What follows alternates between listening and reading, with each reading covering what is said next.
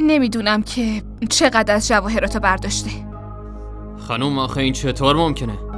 حتما یکی داره بهش کمک میکنه.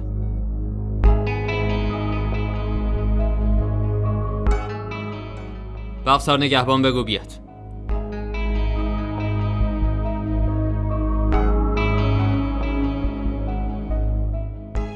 یه خورده باید صبر کنی.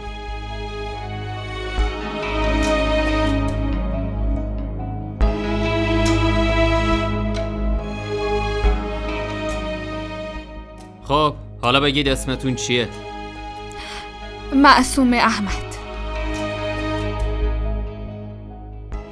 با اسم شوهرتون؟ احمد. آدرس؟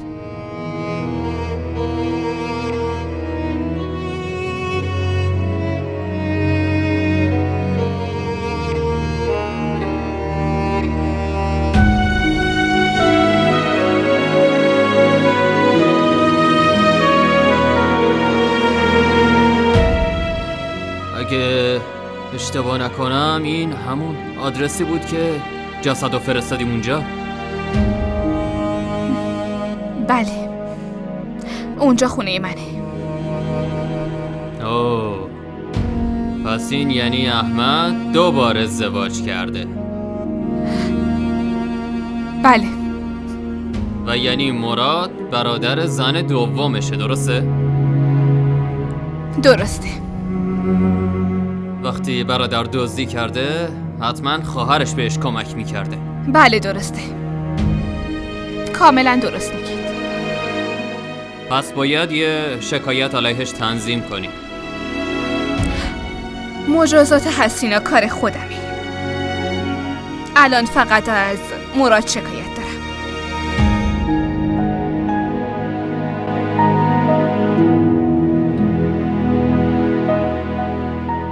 خب بنویس. و چند روز گذشته؟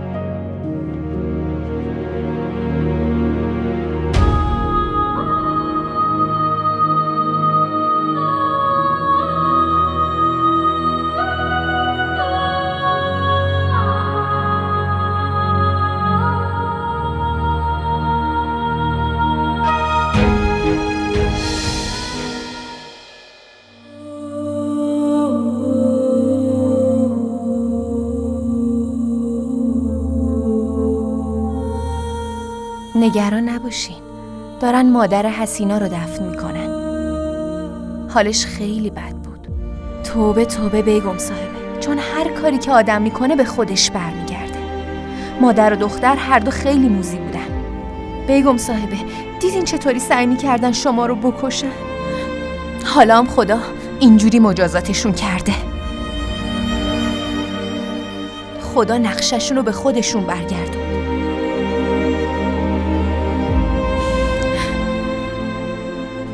بیگم صاحبه شما هم باید یه چیزی بگین.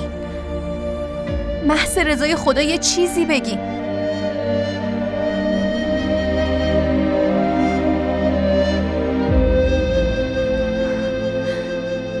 بیگم صاحبه بگین. آره بگین. سعی کنین. شانو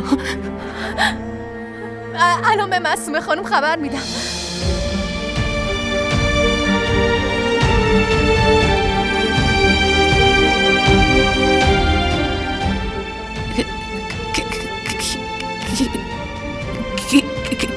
یه لحظه بیگم صاحبه، الان میام.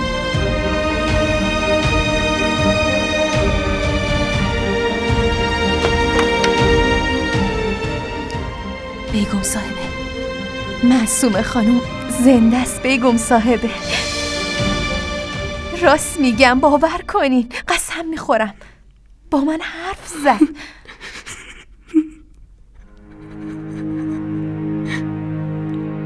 راست میگم.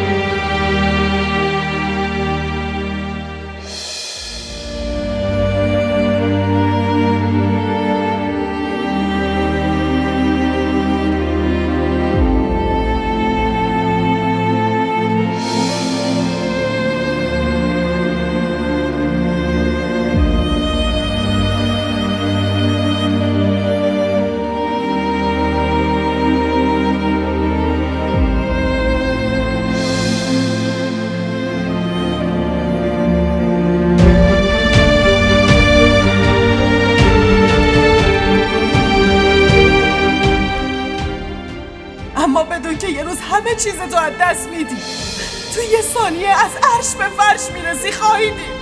هرچی که هستم به خاطر دعاهای تو نیست که بخوام به خاطر نفرینات از دستش بدم.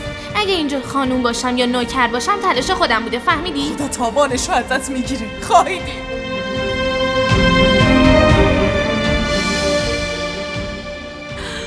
چرا جلوشو نگرفتم؟ جلوشو نگرفتم.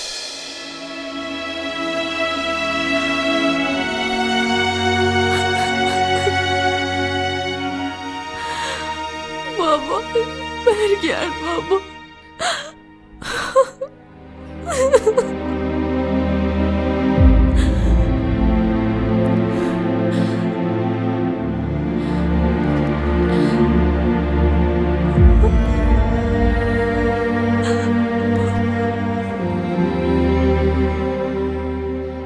آقا مامانم، حسینا مامانم تنهام گذاشت. آقا منو تنها گذاشت.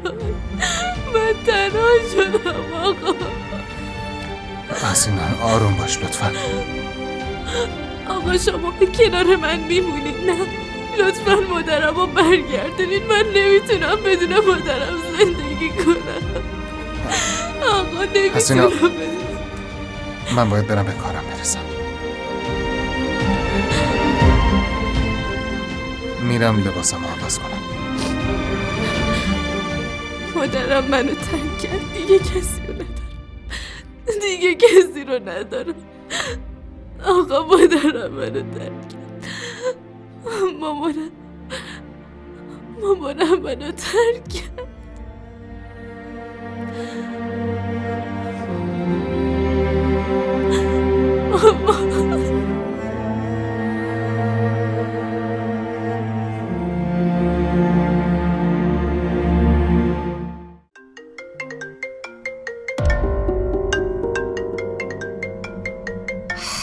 چرا شانو داره تصویری بهم زنگ میزنه؟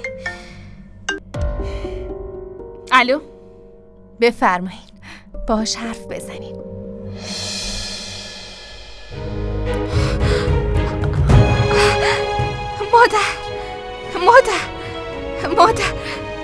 مادر خوبی؟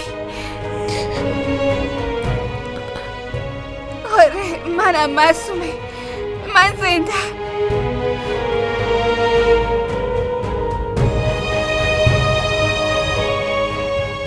مادر حالت خوب شده؟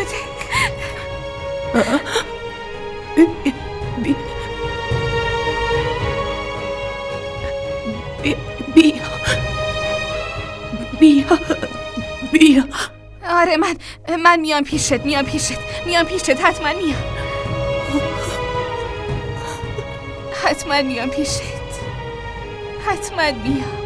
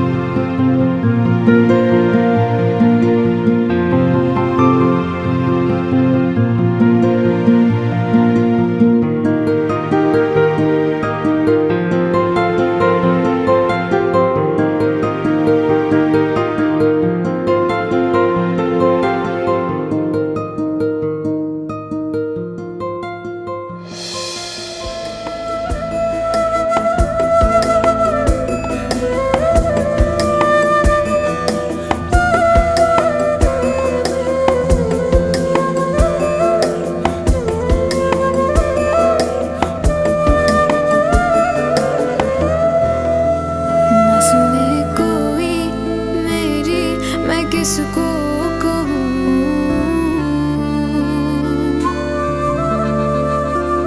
दर्द दिल में छुपाए मैं कब तक रहूँ, किससे मांगूं मैं अपनी वफा का सिला,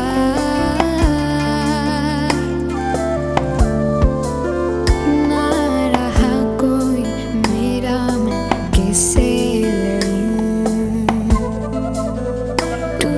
सपनों के टुकड़ों का मैं क्या करूं, गुजरे दिल पे जो मेरे में पल पल मरूं, कोई अपना या सपना है कुछ ना समझ पाऊं, बिखरा मेरा यकीन, वो जो रास्ता बसता था मुझे से मेरा जो अब वो भी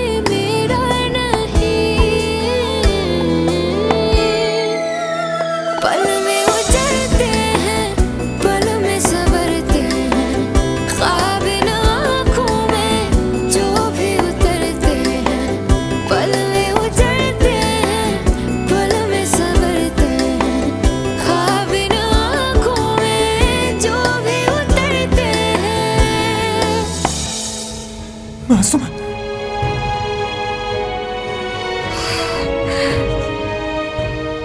معصومه تو زنده ای؟ دارم خواب میبینم.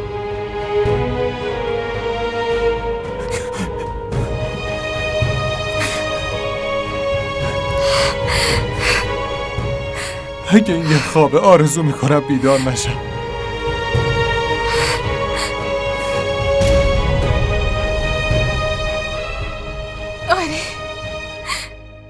واقعیت داره احمد، من زنده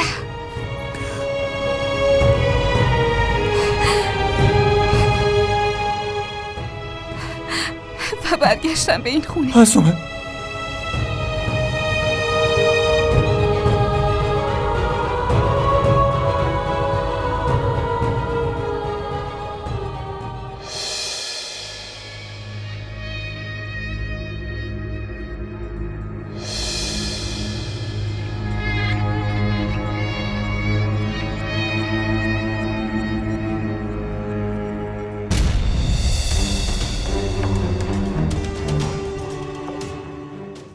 برگشتی منو بترسونی. من امروز نمیترسم. امروز از این اتاق نمیرم بیرون. همین الان تو رو میکشم. حالا ببین.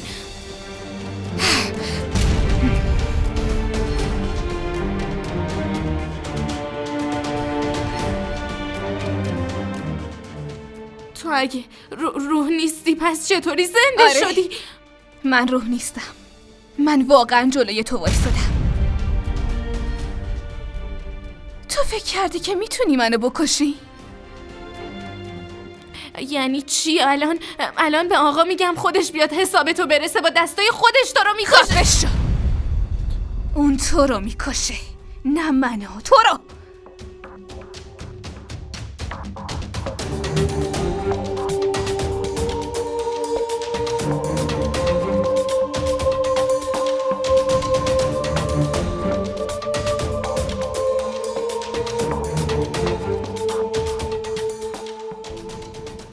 خدایا این چطور دوباره زنده شد؟ خدایا با من خوب تا نکردی یا حالا چی کار کنم؟ اون چرا نمرده آخه؟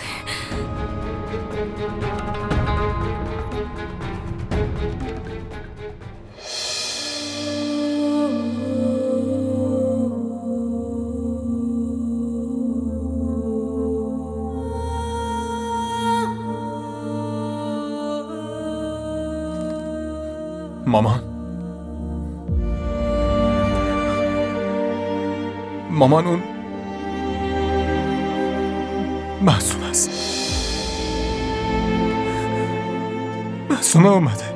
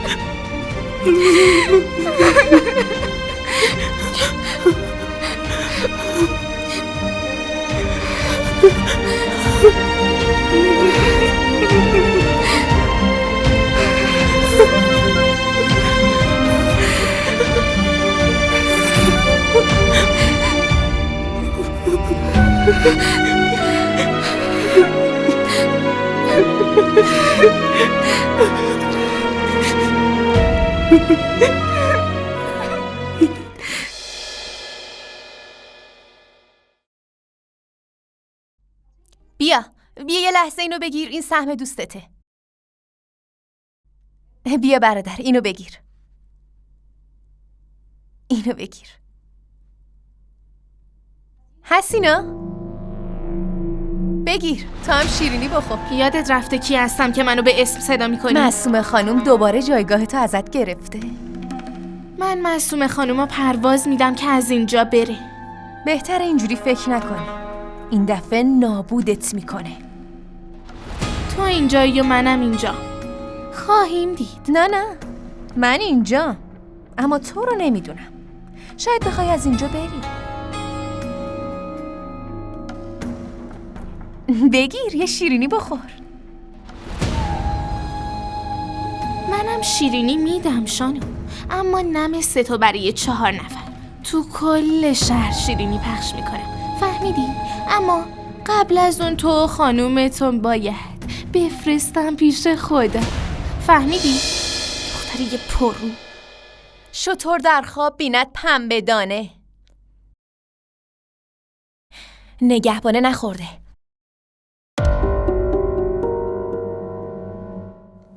معصومه تو زنده ای؟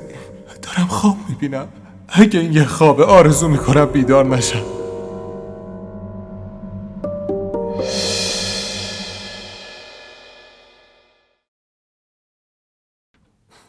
کجا بودی؟ اینجوری دنبال من میگشتی؟ چطوری پیدات میکردم؟ اون ماشین خاکستر شد، اون جسد دستبند تو رو داشت. فکر میکردم منو تنها گذاشتی و بعدش واسه همینه که با حسینا ازدواج کردی؟ آره؟ از رو شکت منو از این خونه بیرون کردی و به محض رفتنم جای منو با اون پر کردی. نه جاتو پر نکردم. هیچ کس نمیتونه جاتو بگیره معصومه. برای شما مردا خیلی آسونه که چند نفر رو توی قلبتون جا بدین، اما ما زنا فقط یه نفر رو میخوایم. برای ما گناهه که بخوایم عشق شوهرمون رو با کسی تقسیم کنیم. درست میگن آقا احمد، همیشه تو قلب یه مرد جا برای یه زن دوم بازه. قبل از اینم تو قلبم جایی برای کسی نبوده و الانم نیست. فقط توی قلب من تو هستی معصومه، فقط تو.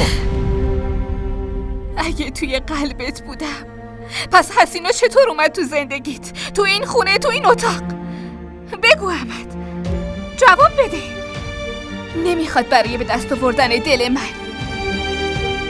اینقدر به من دروغ بگی.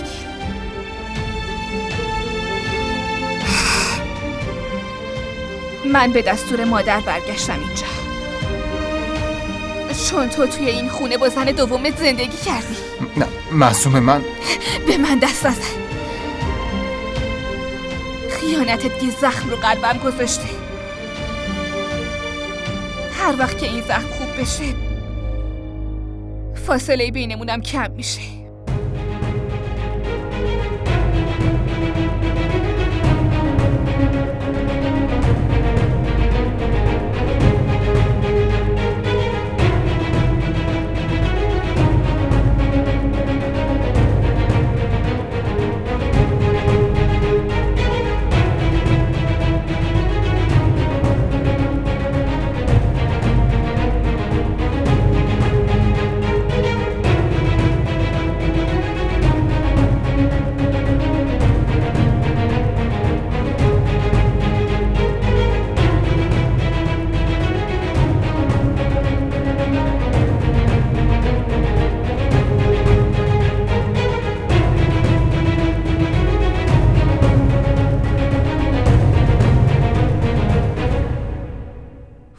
خدایا مراد گوشیو جواب بده دیگه، معلوم نیست کدوم گوریه.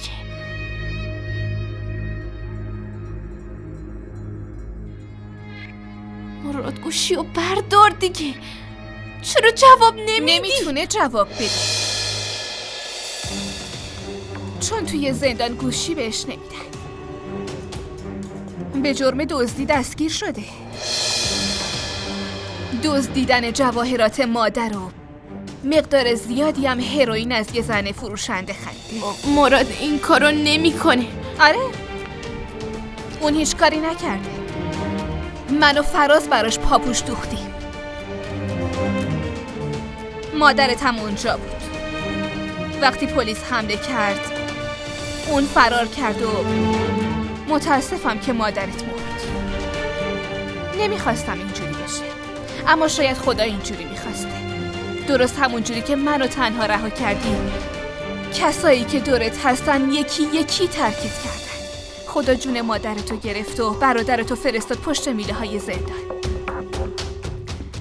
حالا نوبت توه بانو حسینا.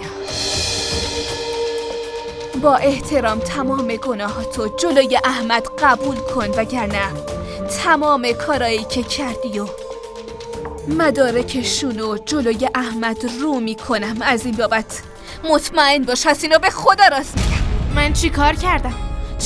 چه مدرکی داری ها؟ من هیچ کاری نکردم. حسابم پاکه. نمیتونی منو به خاطر چیزی مقصر بدونی. آره، آبروی تو لکه‌دار شده بود و الان آقا تو رو دیده و همه چی یادش رفته. وقتی بهش یادآوری کنم همه چی رو ازت میگیره و بعد تو رو از این خونه میندازه بیرون. فهمیدی؟ خواهیم دید. توی این جنگ یکی برنده میشه و یکی محکوم به شکسته. فکر نکن که من همون معصومه سابقم. از الان بهت بگم که نگی نمیدونستم.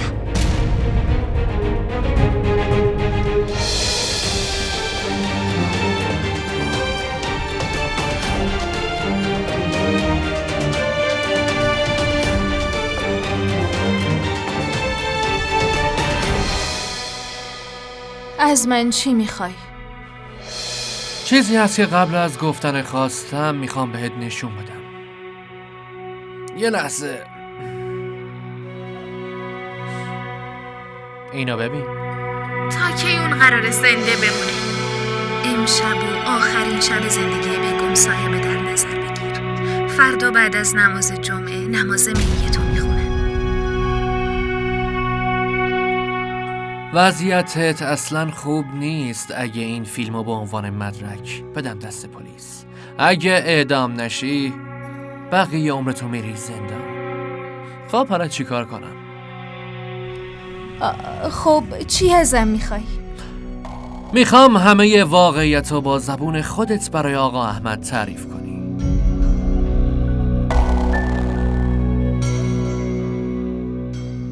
اگه این کارو بکنم در عوض چی گیرم میاد؟ آزادیت. برات وثیقه میذارم. واقعا این کارو میکنی؟ یه چیزیو بگو، مگه غیر از قبول کردن حرف من راه دیگه ای هم داری؟ نداری درسته؟ پس همون کاریو بکن که میگم. باشه، همه چیو میگم، حقیقتو میگم، فقط وثیقه بذار و منو بیار بیرون. قبوله.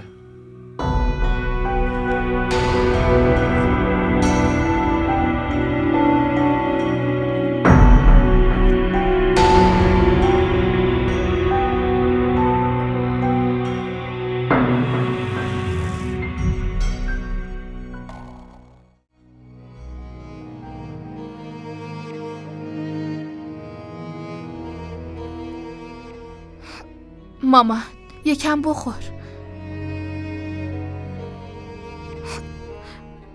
مامان خواهش میکنم. مامان یکم بخور. باشه مامان یکم بخور لطفاً.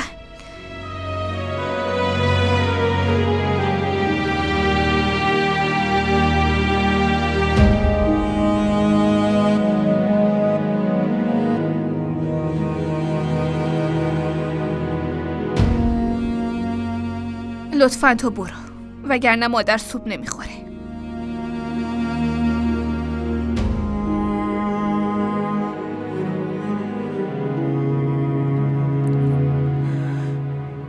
میدونم هر دوتون خیلی از من ناراحتین.